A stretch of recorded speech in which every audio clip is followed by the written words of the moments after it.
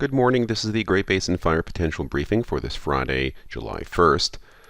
Looking at our impacts for the next couple of days, we are looking at a mix of drier lightning across parts of northwestern Nevada, both today and a little bit on Saturday. However, where the moisture is deeper, further to the east, we are seeing a trend towards widespread lightning, although increasingly wet as we go through the period. And one thing to note down below is that drier weather does return from west to east Sunday through next week, so we should see increasing southwest winds, also much drier conditions. So we'll see how that plays through with any lightning holdovers. In terms of lightning and precipitation the past 24 hours, on the right-hand side, you see lightning activity was greatest across parts of eastern Nevada and western Utah. Also going down into southern Utah and the Arizona Strip. Much of this stuff in the east was fairly wet. Quite a bit of lightning as well up into the mountains of Idaho. On the left-hand side, we see precipitation and quite a bit of wetness with the storms. You see the green blobs in Idaho and down into southern Utah and into southern Nevada. That's where we had anywhere from 1 to 2 to locally up to 4 inches of rain. The second shade of blue we see here is a 1/4 to 1/2 inch, which is a good wetting rain in a lot of areas. First shade of blue is basically light amounts where even though there was rain, it wasn't necessarily a wetting rain.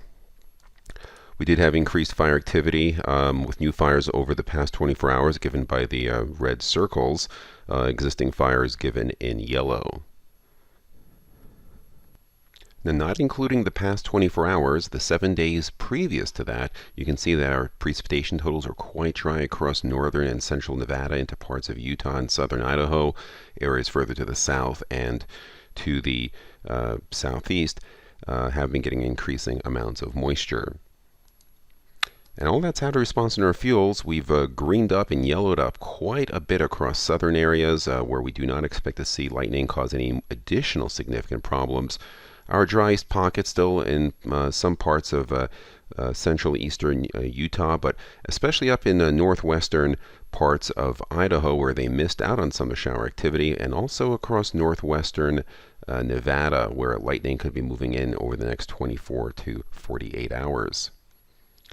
Our infrared satellite imagery shows a deep plume of moisture pushing up from Mexico all through the Four Corner states, your typical monsoon pattern. You can see that drier air located across northwestern Nevada, and further to the northwest, we have a cold front approaching the Pacific Northwest, which will eventually kick out the monsoonal moisture by this weekend, but also bring gustier southwest winds and some of this drier air back into the region. So look at our significant fire potential for this afternoon. Our main concern will be across northwestern Nevada where we have high risk for lightning. Again, these are areas that have received the least amount of rain and where fuels are the driest. Elsewhere further to the east and south, it's moistened up quite a bit. Some areas in southern Nevada and southern Utah have had quite heavy rain amounts. Also a bit concerned about parts of southwestern Idaho. I'm not sure how much lightning will get in today, but fuels there definitely dry enough to support ignitions, new starts, and maybe some spreads if it hits in the right area. But again, much greener as you get into eastern Idaho and into parts of Wyoming. Looking at weather conditions, on the left is where we expect a shower and isolated thunderstorm activity in the light shade of green, a better shot of heavier thunderstorms in the darker green. So you can see where in southwest Idaho, the concern, they have drier fuels, but maybe not as much coverage of lightning as they'll have just further to the south. So something we'll be keeping an eye on.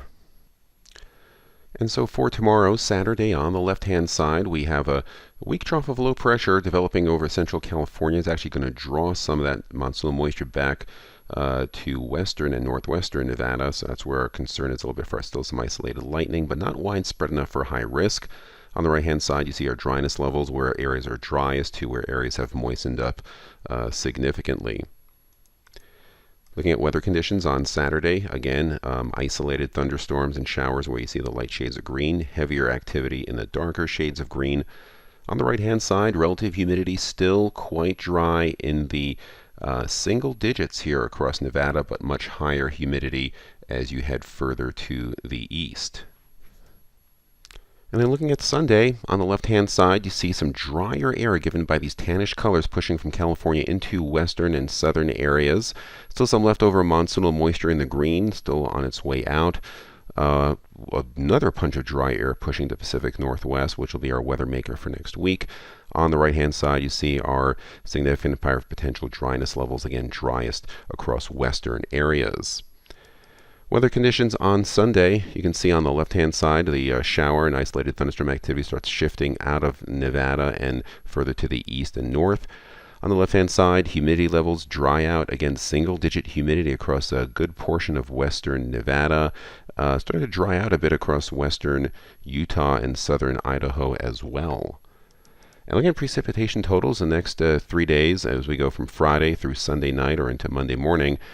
Significant amounts up through the Arizona Strip, southern Utah into southern Nevada. The dark green to bluish shades is a quarter to a half inch, with pockets locally up to an inch of rain.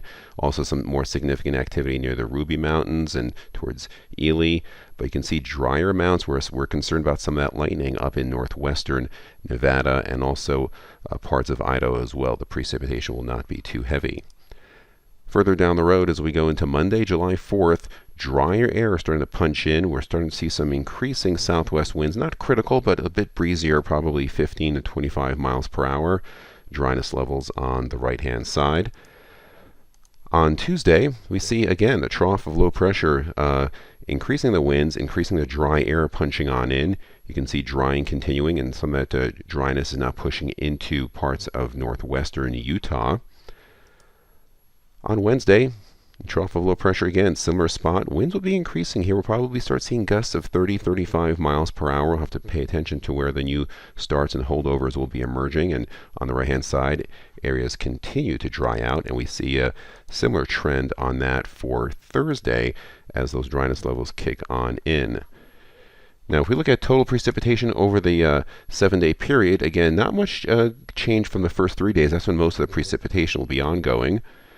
And if we look further down the road to our 8 to 14-day outlook, you can see that near normal temperatures across the northern portion of the Great Basin, a slightly warmer than normal signal to this to the south. But interesting, on the right-hand side, we're not seeing a moist pattern, so it looks like a delay in the monsoon after this initial surge, slightly drier than normal across parts of the area. This concludes our briefing. Have a great day.